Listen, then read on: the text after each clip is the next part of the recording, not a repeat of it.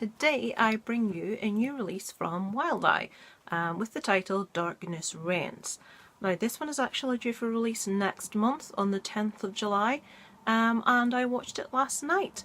Wild Eye, it can be pretty hit and miss sometimes, but this one is most definitely, as far as I'm concerned, a hit. I loved this movie. I really enjoyed it.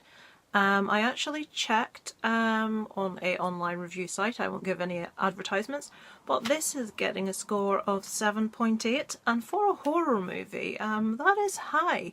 It doesn't have any lay people's reviews as yet. Mainly the reviews are critics' reviews, but it's written really well. So this movie is written and directed by Andrew P.Jones.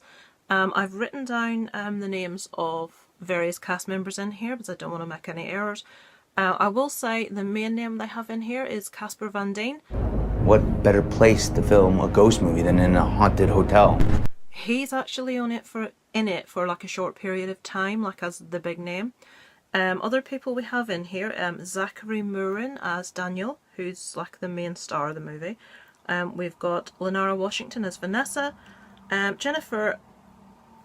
can't read my own writing, Jennifer Wenger as Rebecca, and oh my goodness, Peter Mayer as Sydney. Where has Peter Mayer been all my life? This guy's acting, I loved him. It's just awesome. So the basic premise here is it's kind of a found footage film.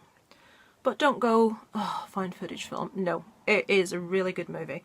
This movie follows the main character, Daniel. He's a filmmaker and he's filming behind the scenes of a horror movie. The horror movie is set in a reputedly haunted hotel. So he's basically following the cast around, including Casper Van Dien, who's really funny in this.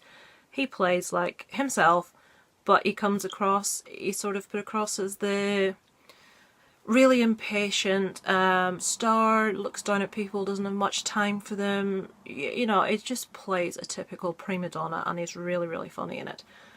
The movie doesn't take itself too seriously at all.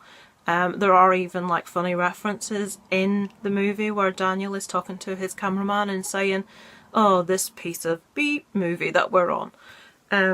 It's not bad. It's not a bad movie. I really enjoyed it. It doesn't take itself too seriously, but it is tense, it is atmospheric. So I'd said he's sort of behind the scenes documentary of this movie, which is called Definitus Soul. That is the name of the movie that Casper Van Dien and the others are working on. And they've picked this location because it's reputedly haunted. Now, we're introduced to a medium called Sydney, who is played... Did you hear my husband sneeze downstairs then? I apologise. He is played by, as I said earlier, Peter Mayer.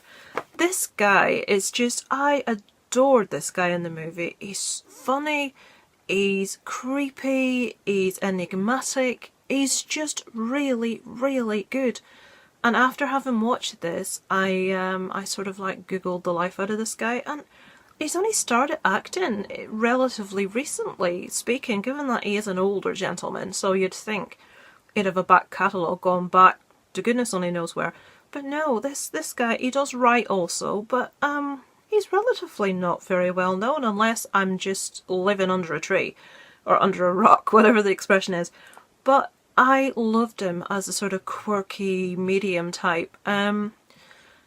So what happens? I don't want to say what happens, but there is a twist. There is a lot that happens that we don't expect. There are nods throughout the movie to other horrors, which were brilliant. We've got nods towards The Shining, REC. Do we call that REC or Record or Rec? Who knows? It Follows. Just Evil Dead. There are little nods, if you know your horror, towards these different movies. But I just thought the acting was first rate. I thought it was creepy, I thought it was atmospheric, I thought it was tense, but I also thought it was fun. I don't mean funny haha like Shaun of the Dead, you know, it was just, it didn't take itself too seriously, but that's not because it was a really crappy boo movie, B movie. It's not. It's actually a really good movie. It's not very long. It only runs at 78 minutes, so it's a short movie, but that maybe added to it for me because it's not drawn out. You don't look at it and think, oh, they've just dragged that out. If only it was like half hour, like shorter. I was left wanting more. I loved how it ended. It actually starts the movie, as a lot of movies do, at the end, but you don't know what's happened, you don't know the background, and then it follows through. And we get to know more of the story, more of what happened, more behind the guy at the start. I loved it. I cannot say anything negative about this movie. I thought it had everything. It wasn't poor in any area. I just loved it. I think for Wild Eye this is going to be a really, really successful release. I have a lot of friends in the horror community on YouTube that regularly review Wild Eye releases. I know this one hasn't got to them as yet, but I do know amongst friends this will be very popular.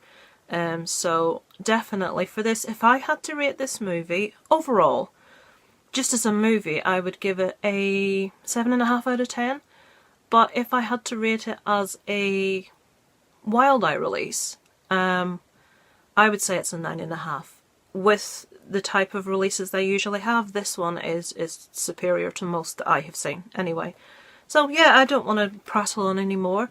If you like things ghosty, tense, atmospheric, I will say, sorry, apologies, it's not a ghost that we have present in this, it's a demonic force. Something evil is within this hotel.